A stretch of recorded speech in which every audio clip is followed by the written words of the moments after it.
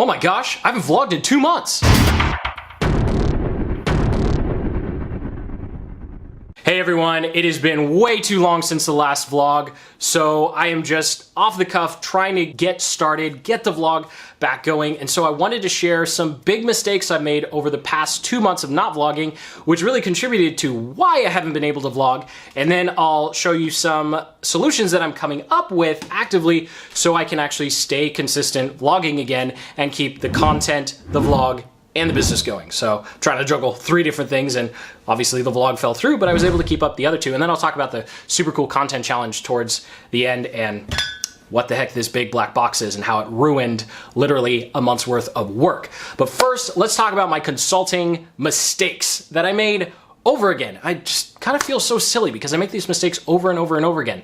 But the biggest mistake I've made over the past 2 months is saying yes to too many types of projects. So obviously, I'm working on building a digital marketing agency. I have a small team and a business partner, and most of the time I'm doing the sales calls and onboarding the clients, and I have a really terrible propensity to say, yeah, of course we can do that, when I should be turning down the work.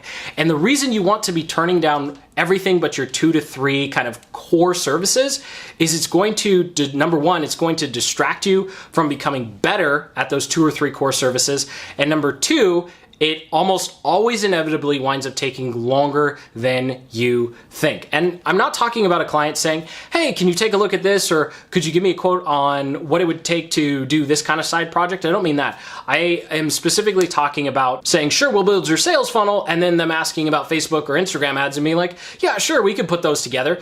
It just winds up not working, even though I know I can do it and I know people on the team can do it. If we want to be the experts at our 2 or 3 things, we really have to focus on and refining our process, which leads me into, I think 2, 3, I already lost count. The third reason that sticking to those 2 or 3 is so important, and that is process development. See, one of the things that I found is really important in terms of growing from just being a freelancer, which is how I essentially started, to actually having an agency or a team or an actual business, is you have to develop processes for how everything's done. So for example, when we get a new sales funnel or advertising client, they all go through the same process. I've sat in a coffee shop for hours or sit here at the desk for hours and I type up, okay, what happens when new client A wants a sales funnel and new client B wants a Google Ads account set up? Well, we have a specific process for all of that, so it minimizes my time and my business partner's time of setting it up. The team can take over more, and then we can come in and do the strategic part, and then that allows us to manage more clients. And this leads me into my 3X rule, and that is inside of your business or your content creation, outside of something completely new, you should only do a repetitive task 3 times. The first time you do a task in your business, you're trying to figure it out, like posting a YouTube video, or me putting together an ads account, or writing a sales copy for a landing page. Then the second time, I take a little more time and I start writing out how would I explain how to do this to somebody else. So that's the second time. So by the second time, you have a document or a silly diagram like this that kind of helps somebody else walk through your thought process. And then the third and final time, you go through the process as if you were reading your own documentation for the first time, and you record yourself doing it. And that has been kind of how I've been able to produce so much content and keep so many clients happy. Well, most of the clients happy, right? Every once in a while, I fail on something. I do fail every once in a while with ad accounts, but I'll get to that with my silly golf example. But this allows you to essentially copy yourself, because as an entrepreneur and business owner, you need to copy yourself as fast as humanly possible. But if you have more than 2 or 3 services, it's very hard to continue to copy yourself. So hopefully you're tracking with me. If you're getting some value out of this, is making sense, go ahead and hit that like button. And now for my little soapbox rant. I tried to have the consulting mistakes that might be helpful to you out of the way, but this is also just a mindset thing that I've run into literally on 3 of the 5 client calls I've had this week, and it's starting to drive me nuts. So let's use golf as an example. You're watching the Masters. Actually, you probably don't, because golf is kind of boring to watch. I'm sorry if you like golf. I don't understand why. But let's just say for some odd reason, you're watching the Masters. You watch someone go up to the tee, and nobody expects someone with a driver to get a hole-in-one, right? The par is always like 2 or 3. Some of the harder ones are like 4. But nobody expects you to get a hole-in-one on the first try, let alone if it's your first day playing golf and you've never played the course before. Yet this is how a lot of business owners and entrepreneurs are approaching digital marketing. They think just because they've watched it on television, or they've watched it on YouTube, or they've gone over and purchased the best set of golf clubs, that they're going to they're just watching Tiger Woods. They have the exact same golf clubs. They get their golf coach. They're out there on the first try and they're like, yeah, I'm going to get a hole-in-one. It doesn't work like that, right? Like, it would be ridiculous. Nobody would think they could get a hole-in-one on their first day of playing golf, let alone their 3rd or 4th or 6th month playing golf, right? Yet this is how a lot of entrepreneurs and business owners are approaching digital marketing. And specifically, I'm talking about advertising and content creation. So with advertising, you're lucky to have 3 out of 10 campaigns work. That's really how I approach digital marketing, and that's how I tell all of my clients we approach digital marketing, because you can't assume anything when you're running advertising. Your first anywhere from 1,000 to 5 or 10,000, for depending upon the client, is literally just experimentation. And we do have clients who say, yeah, okay, well, we're gonna spend 5K, and at the end of that, hopefully we know what works. Like, that's literally how much capital and work it takes to be successful.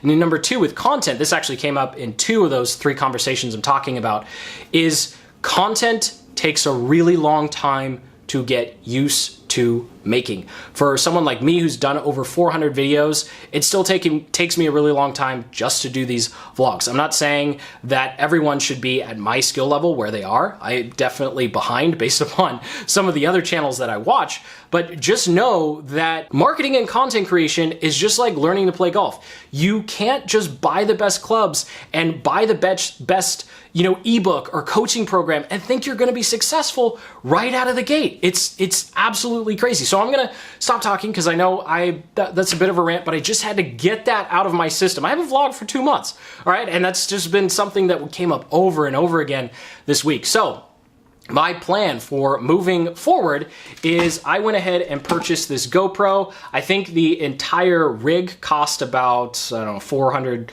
I think the total cost came to like $400 or something. But essentially what I'm doing is I'm setting this up in addition to my main content camera that I'm using right now, so that I can do time lapses, and then I can also just have a camera that is not embarrassing for me to walk around in public with, because nobody wants to walk around with this giant camera and go like, hey guys, what's up? Like, everybody around you looks weird, looks at you funny, and it's really not a good feeling. And it's really hard to set this up in a coffee shop. So planning to have this so I can do vlogs throughout the day more easily. And this is just my suggestion to you, if you're really struggling with trying to start your vlog, is even if you just use your phone. I actually started using my phone, but the audio jack, the headphone jack, because I still have an old phone, broke. So I had to either buy a new phone to record vlogs or get this guy. So I figured, $400 is actually less than what it would cost to buy a new phone, which is crazy. So I figured GoPro would make sense. And then just on a personal note, the other reason that I haven't been able to vlog so much is because my computer died. Yeah, this is my computer. This right here. This little tiny thing. I bought this like 4 years ago for about $800.